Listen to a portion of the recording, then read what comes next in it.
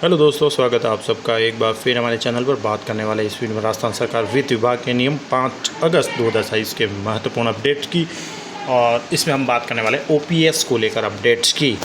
OPS को लेकर सरकार के परिपत्र कई जारी होते रहते हैं, और ये एक और परिपत्र वित्त विभाग का आदेश का है जारी हुआ है, जिसमें मुख्य रूप से बात है तो वो है राजकीय सेवा में 1 जनवरी 2004 और उसके पश्चात नियुक्त कार्मिक जो एनपीएस के दायरे में थे, यानी नवीन अंशदायी पेंशन, उसके स्थान पर पुरानी पेंशन योजना ओपीएस लागू किए जाने के फलस्वरूप 31 मार्च 2022 तक जो सेवानिवृत्त कार्मिक है उनको 1 अप्रैल 2022 से राजस्थान सिविल सेवा पेंशन नियम 1996 के अंतर्गत विकल्प दिए जाने के संबंध में कहा गया है। तो 31/3 तक जो सेवानिवृत्त ऐसे कार्मिक है जो एनपीएस के स्थान पर ओपीएस लेना चाहते हैं, उनको अपने पेंशन का विकल्प दिए जाने की अनुमति या एक प्रकार से अवसर दिया गया है। तो ऐसे जो कर्मचारी 31/3/2022 तक सेवानिवृत्त हो गए हैं वो ओपीएस का विकल्प ले सकते हैं। इसके लिए विकल्प खुला रखा है वित्त विभाग ने।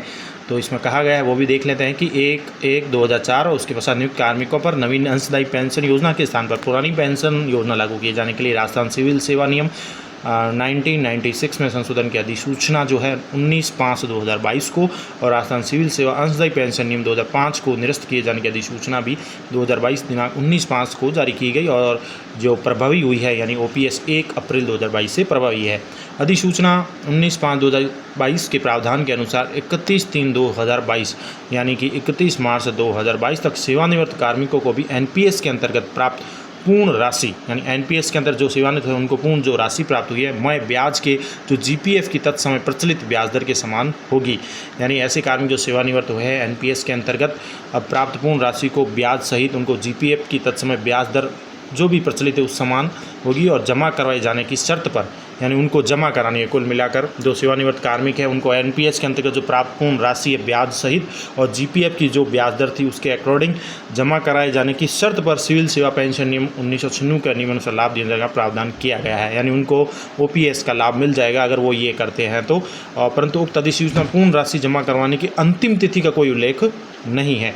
ऐसे में इसका परीक्षण किया गया समुचित और निर्णय लिया गया कि दिनांक 1/1/2004 उसके पश्चात राजकीय सेवा में नियुक्त व 31/3/2022 तक सेवानिवृत्त हुए कार्मिक अधिसूचना 19/5/22 की पालना किए जाने की शर्त पर राजस्थान सिविल सेवा पेंशन नियम 1996 के अंतर्गत दिनांक 1/4/2022 से पेंशन प्राप्त करने का विकल्प दिए जाने की जो अंतिम तिथि है वह अब 30/9/2026 निर्धारित की जाती है। यानी 30 सितंबर तक वो कर्मचारी अपना विकल्प दे सकते हैं। उनको अवसर दिया गया है कि वो ओपीएस लेना चाहते हैं, और शर्त यही है उनके कि उनको जो एनपीएस के अंतर्गत प्राप्त पूर्ण राशि ब्याज सही जीपीएफ की उस समय जो प्रचलित ब्याज दर है उसके अकॉर्डिंग उनको जमा करानी है, यानी एनपीएस की राशि उनको जीपीएफ में ट्रांसफ़र करनी है, जमा करवानी है।